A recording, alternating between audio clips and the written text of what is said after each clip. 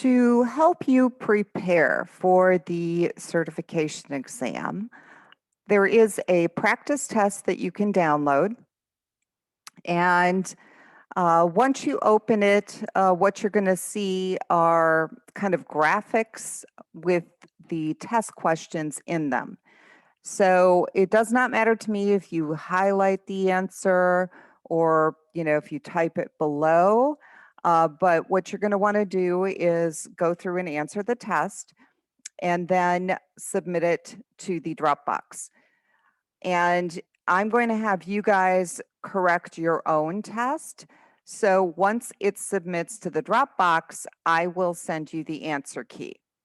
Okay, so it doesn't really matter if you get things right or wrong. Just doing the test, you're going to get 10 points extra credit, and it's really good practice for you for the actual exam that you're going to take. In addition to doing the practice test, it's really important that you look through the exam objectives. The exam objectives tell you exactly what is going to be on this test.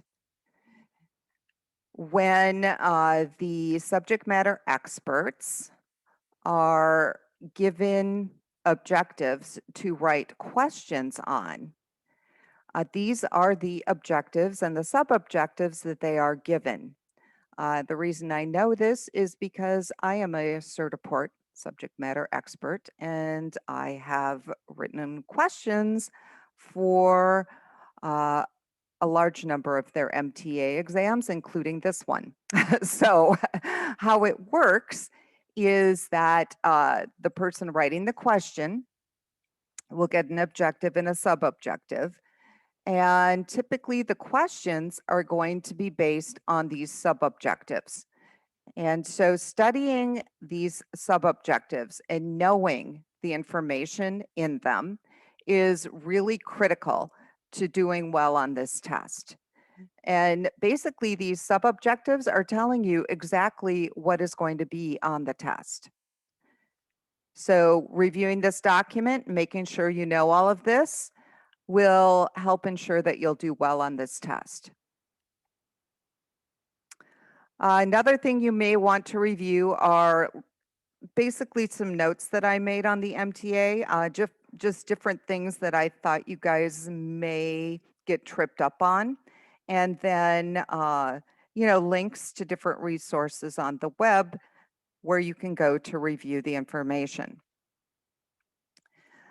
If you're wondering how the MTA objectives match up to this course, I actually went through and mapped the objectives to where they are covered in the course. Okay, so if you look through here, you can actually go back through the course material and look the information up as well.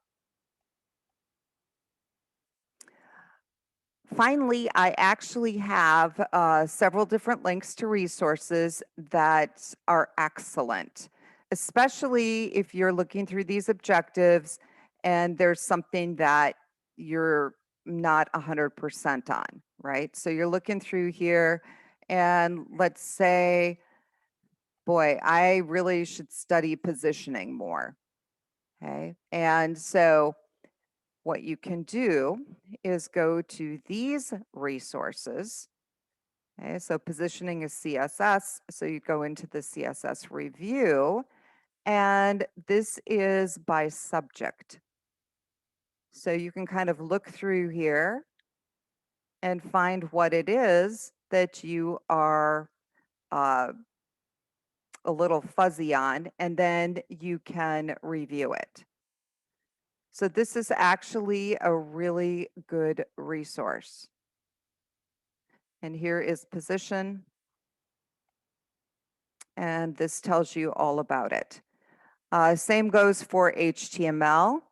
If you were a little bit fuzzy on the table tags, which sometimes people are, and there are questions on those table tags, you can go into the HTML tag review or HTML5, either one. And here are all the different HTML tags, and you can look for the table tag. And the nice thing is this is in alphabetical order. Okay, and give yourself a little review. So those links should come in handy, especially as you're going through the objectives to make sure you know everything. If there is anything you guys have a question about or you're fuzzy on that the resources don't answer, please ask me. I'm happy to help you. I have actually seen every single question that's on this test, so I'm very familiar with it. As far as where you're going to take the test, it has to be done at the Professional Testing Center, which is in the Parson Stuhlin building on the Aero Park campus. It's actually on the second floor of that building. And so this is the address and it's the room number. You do need to schedule the exam in advance. So you're going to want to call or email the testing center director and schedule a time to take the test. The testing center is open Tuesday, Wednesday, and Thursday from 9 a.m. to 3 p.m. They're also open the third Monday of each month. However, this is probably not going to help you because I don't think that they will be open or our class will actually end before the third Monday. So plan on taking it Tuesday, Wednesday, or Thursday. The latest you can schedule a test is 2 p.m. So you're going to schedule your test. You'll have to bring in a valid ID and make sure you know your Certiport username and password because you are going to actually have to log in for the testing center director. They do not know your username and password. You are the only one who knows that. And the rest of this is pretty obvious. You can't, eat or drink or have cell phones in the testing center. We do allow a retake. We have enough vouchers for you to take the exam twice. Certiport has a requirement that you have to wait 24 hours. So if you're scheduling the exam, I would make sure you're scheduling it so that you are able to do the retake, okay, if you need to. Keep in mind that the last day of the semester is the Monday, I believe the 9th of August. Okay, so you will have to take the exam by August 5th. Okay, and if you need a retake, you will need to also take that retake by August 5th. So if you're looking at the week of the 5th, you may want to plan on scheduling the test for Tuesday the 3rd. That way, if you did not pass, you would be able to retake it on the 5th.